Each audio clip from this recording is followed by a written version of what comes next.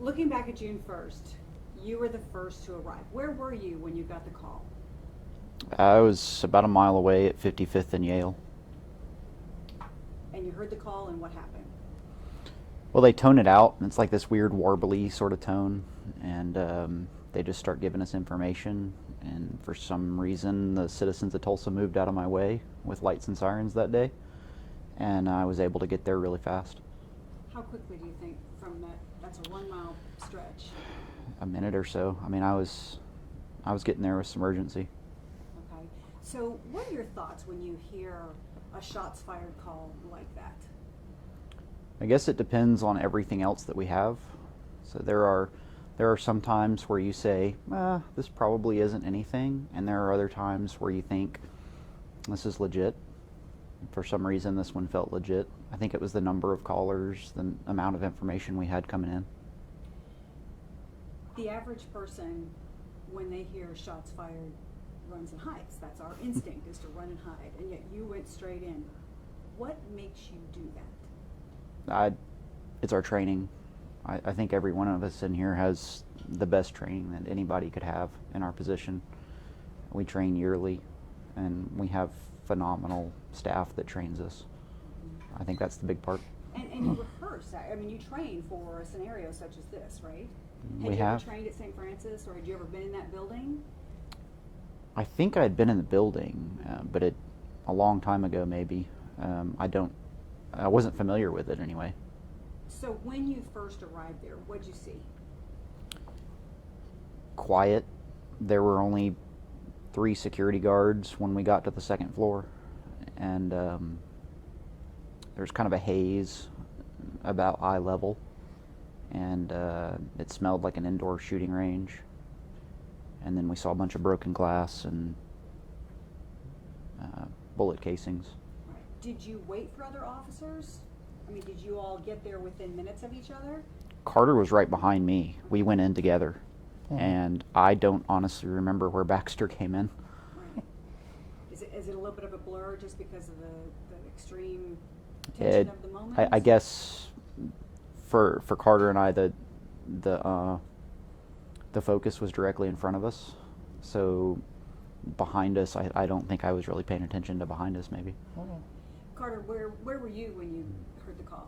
I happened to be fortunate to be down the road as well, not very far away, and I happened to pull up right behind John. He had just gotten out of his car seconds before, and yeah, we entered the building together. So do you talk before you go in? Do you just throw your gear on? What do you do in that situation? Yeah, if I remember correctly, I think the only thing we talked about in the elevator was the description of the person we were looking for. But after that, it was just training kicked in, and we both knew how to operate around each other. We'd worked together before, so. You know, the average citizen doesn't have a clue as to what you do in a scenario like this. So when you first arrive, you step off that elevator. What do? What are you looking for? Somebody with a gun, looking for that, trying to listen, see what's going on, see what you can hear, get whatever information. John did a great job of getting whatever information he could from the couple security guards that were there. And at that point, it was just, move methodically, because we didn't have a whole lot of information to go on at that present time. So you have this large building, lots of offices, lots of places where a suspect can hide. How do you search for that? Were you listening for shots? Were you listening for people talking? What do you search for, other than a man with a gun? That's just it. We were having to move slow because we didn't know where he was, and it was a large floor in the building, and so we just started to move slowly through the lobby area, where we noticed the glass broken and the shell casings on the ground. And we ended up, there was 2 doorways that go in, and we ended up telling security to hold one side of those doors because we don't know where this person's at. And it was at that time, I think Baxter joined up with us. And then we heard a gunshot and we all just moved. So you heard one gunshot as you're entering. What are you saying as you enter an office like that? Do you announce yourselves and say Tulsa Police, or what? That's exactly it. Just announced ourselves, said Tulsa Police. And that's when we heard the gunshot, and we just started running towards it. Running towards it. Mhm. What are your thoughts as you're doing that? What are you thinking? How are you coordinating together? I don't remember thinking very much.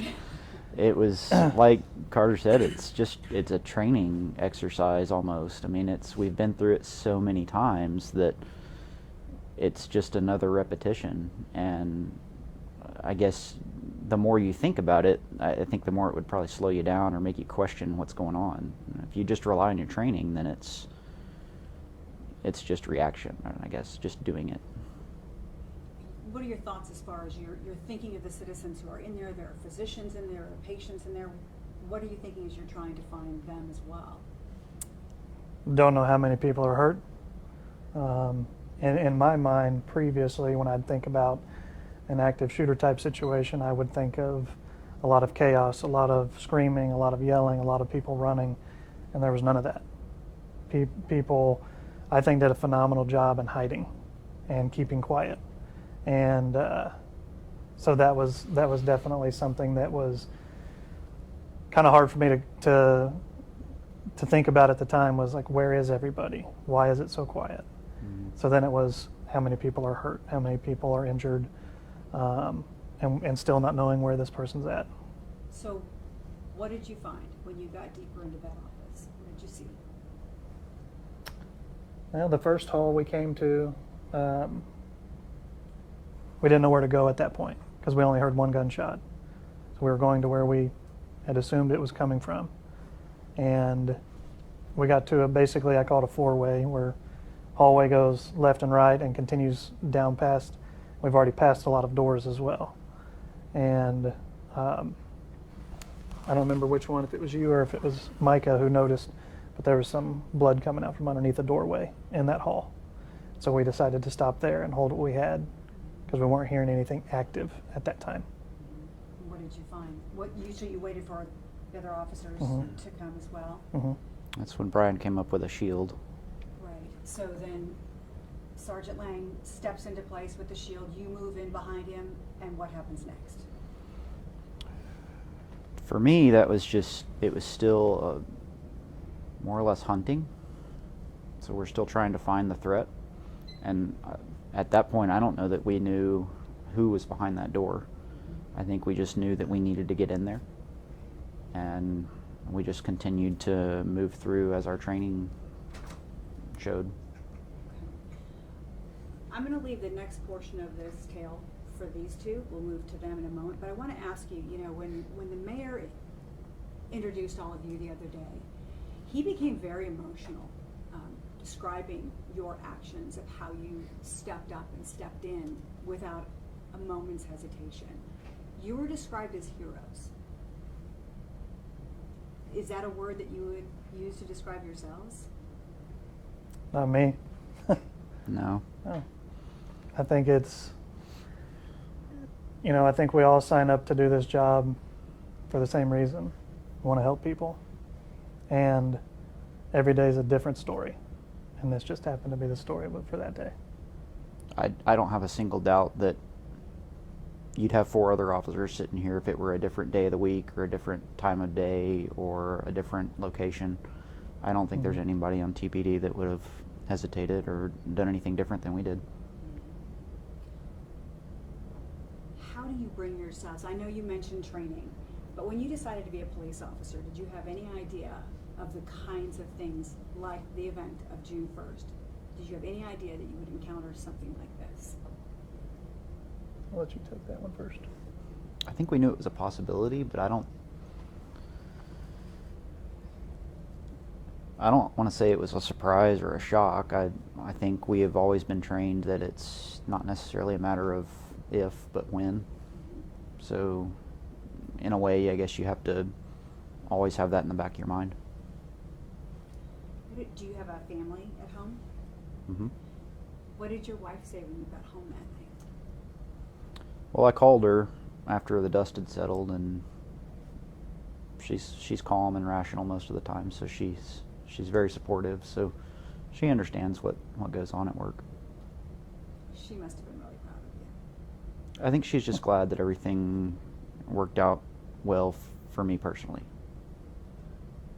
Mhm. Imagine. What about you? I do have family at home, yes. When you got home that night, did you tell your wife about what happened, or describe any of it, or share any of it? Like John said, when the dust kind of settled from our part in this situation, I had sent her a text because honestly I didn't think I was really ready to talk at that point, and just said, hey, there's an active shooter that's down here at St. Francis. I'm okay. Police are okay. And there's been times in the past where I've sent her something along those lines, a message, and that way if she does see something on the news, she knows ahead of time. Well, I know he's okay. And so she just said, let me know what I can do, and just being a good ear that go home and talk and be able to have a conversation about it and her understand, that it's a tough day. It was a tough Mhm. day, wasn't it? Mhm. Because we lost some very skilled physicians and a young admin in the office. When you see something like that, when you came across the scene, describe what you saw, what you can of what you saw. The area that after we got more police on the floor, we started to work a little more methodically, just to try and clear the floor to make sure there was no other threat. And so my portion was actually on the west side of the building, of the floor, and that was a lot of empty offices. I did find one person, another employee that was up there hiding, and then the goal was just to get them out. But that was a lot of what I did. I saw a lot of shell casings on the ground, a lot of bullet holes, X-ray machines that were damaged. It was a chaotic area. That person that you got out of there, what did Mhm. they say to you as they must have been so relieved to see a police officer open the door? They were thankful, and at that time, honestly, I don't know if I remember if our suspect was down or not, but she was very thankful, and I told her to hold on to the back of me, hold on tight, and then we just got her to the exit. I can only imagine her words. What were her words to you as she left the building? I think it was just thank you. Honestly, there was a lot going through my mind at that time. So, but I did happen to see her outside, and we gave each other a hug. And did you encounter where the suspect was, or did you go also to a different place? I never actually saw the suspect, so apparently I had walked past him and didn't realize it. Saw a lot of stuff that I don't want to talk about, Of course. and my wife's in the medical field, so it hit especially close to home for me. I think she knows somebody in that clinic, but yeah, it was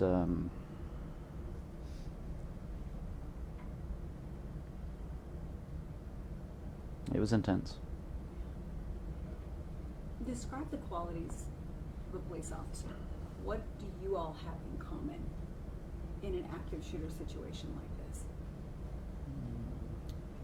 Trust is a big factor. Yeah. We've had some conversations about it, and knowing the people that we were going in with and being comfortable with, and not to say that somebody I don't know wouldn't have done just as good of a job, but having a trust factor of working with people was a huge deal for me.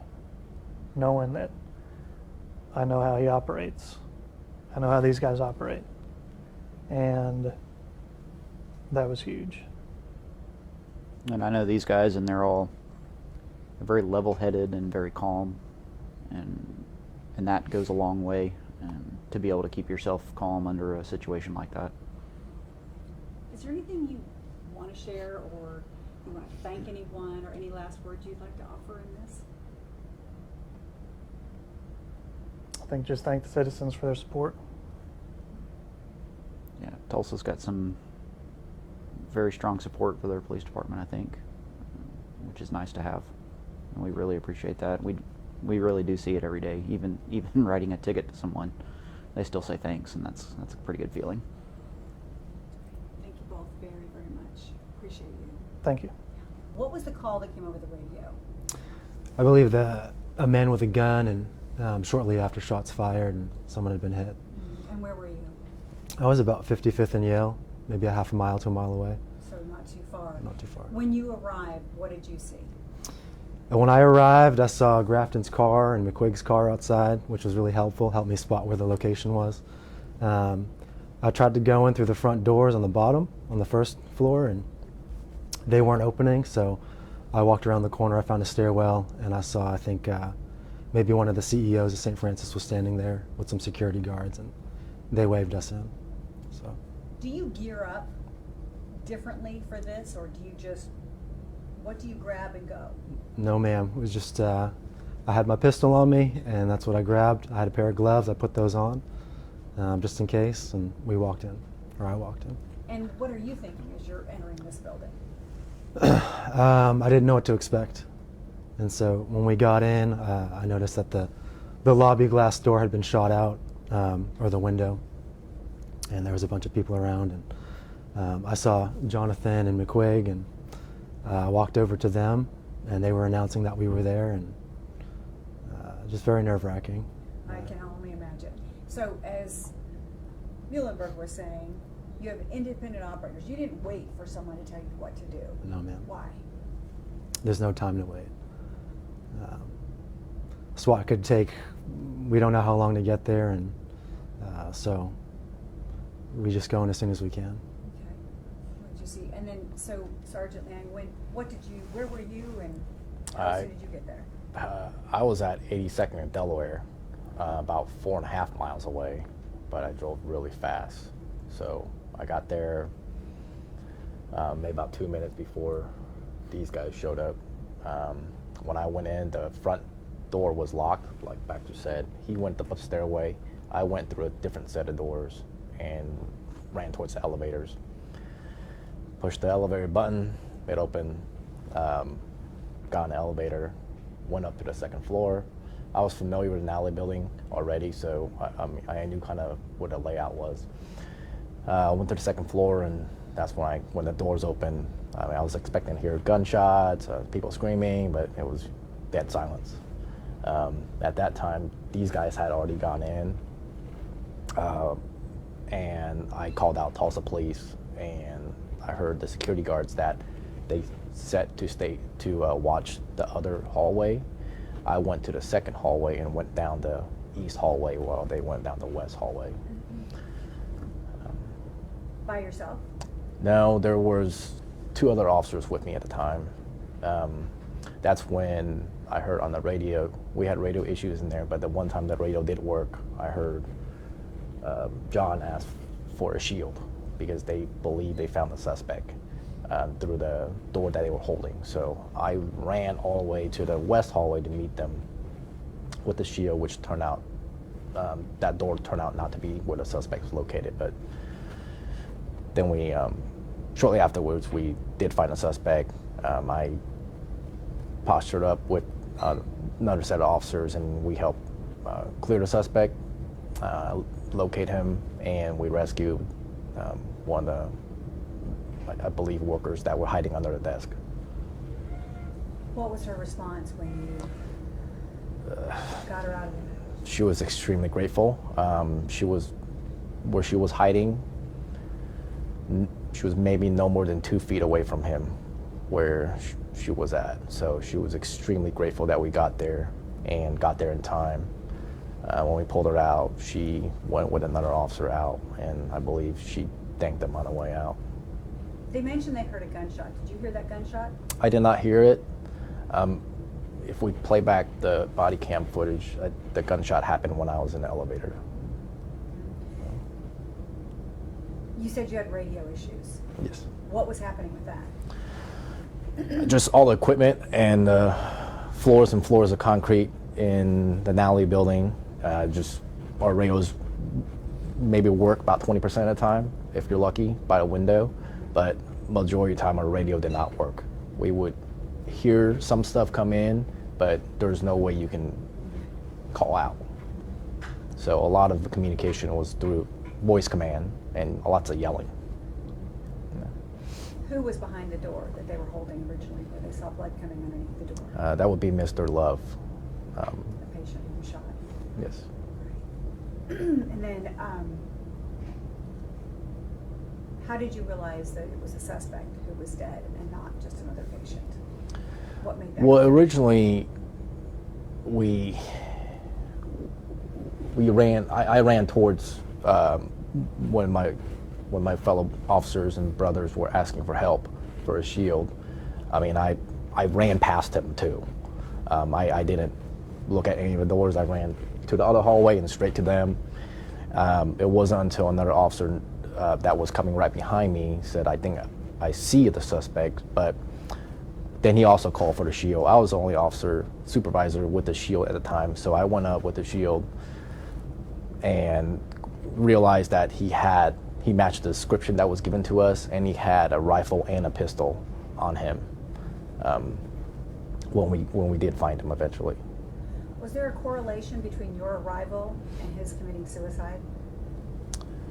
I believe when Officer Grafton and Carter McQuigg and Micah Baxter arrived on the second floor, when they announced themselves, they ended that threat. Whether it's going and engaging the suspect or whether it's them announcing themselves and he realized he didn't want to fight us.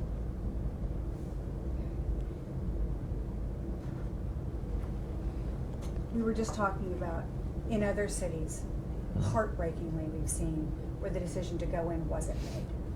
Why do you make that decision in Tulsa? Why are you different here? You know, as a supervisor, the only person here that's in my squad is Carter. We extensively train yearly, like Carter said. Like John said. But a lot of times our training is just talking at squad meeting, talking at, hey, Uvalde happened 8 days ago. What are we gonna do? What is our response? Do we go in? Do we not? And there's no discussion of if we're gonna go in. It's we will go in, and it's a matter of, I would be a fool to say that, oh, well, if it happens. It's not if, it's when it happens, and you have to have that mindset prepared. And I believe every single one of the officers in this room today had that mindset that we're gonna go in. It doesn't matter if he has a rifle and our body armor stops pistols only. We're going in, and that's what we're gonna do. And we're gonna do our jobs, and we're gonna save lives. Why do you do this job? Some people would wonder that question. People say that we sign up for it, but I can, I also have the choice to quit too, but I'm not. I choose to stay, and every single one of us choose to stay. We knew what we signed up for, and we chose to stay despite of what we see on TV and what we see and experience every day in the media and what we see, what we experience. We chose to stay, and I can't tell you why. I chose to go in, and I chose, to do my job, but I know that I can't live with myself if I didn't go in. And I don't know if I can't speak for these guys, but I'm pretty sure they have the same feelings as I do. Is there a part of you that wants to make the world a safer place? Yes, but I know that we have a small part in Tulsa, and I have a small part in my squad and a small part in my area, and what we try to eat a whole cake, you got to take one bite at a time, right? So we try to make our area safe first and go on from there. What did you learn from this after this? I mean, you go through this whole experience with these officers, and you look back and you talk about it afterward. What's your takeaway? The biggest takeaway, I mean, there's a lot of tactical takeaways too. Like, I didn't know so I was running in there with a shield. I didn't know he had a rifle until I got to the elevator, and I'm like, well, my vest doesn't stop a rifle and my shield doesn't stop a rifle, but do I drop it on the ground? Do I run back to my rifle? I don't have time for that. So there's a lot of tactical considerations to take away from that too. But the biggest takeaway would be to mentally train this And actually knowing where all your buildings are, your biggest targets in your area, that's going to be your biggest goal. Is, not everybody knew where Natalie building was, but all 4 of us did. So that tremendously helped us in this response. Knowing your city. Knowing your city, knowing your area, and actually being out there and talking to people that, that run these facilities. Officer Baxter, as you look back on what happened that day, what are your thoughts? I think there's just a lot of things that you can't control, and I leave that to God. I don't know why we were close to the building at that time, but we were, and I think any other officer, had they been in proximity, they would have been there sooner, but it happened to be us, and I don't know. I'm just thankful for the response that the department had. It was encouraging to see that. That was the next thing I was going to ask about, because there is this picture of the response, and it's not just TPD. It's every possible agency you can think of in the area that showed up to help. When you see that, what do you think? I'm proud to be on this department. Proud to be in this profession.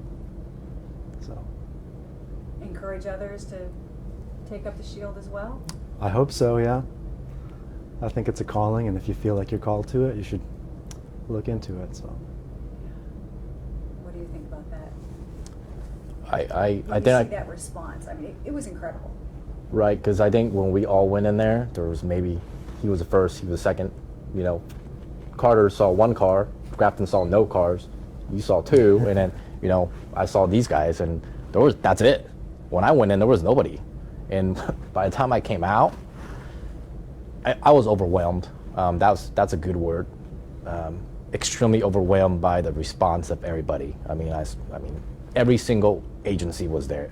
Federal agencies, tribal agencies, EMSA. When I walked out, there was no less than 50 firefighters waiting to go in to perform any type of rescue in there. And Firefighters self-dispatched out there. yeah, Never did that. no. It's great. I mean, there was so many people in there that I didn't even realize. I was like, how long have I been in there? And that was one of my big questions. But just overall overwhelming support by the department. And even afterwards, I had so many text messages, phone calls from staff, higher ups, majors, deputy chiefs, just checking up on me. And I'm sure you guys have the same.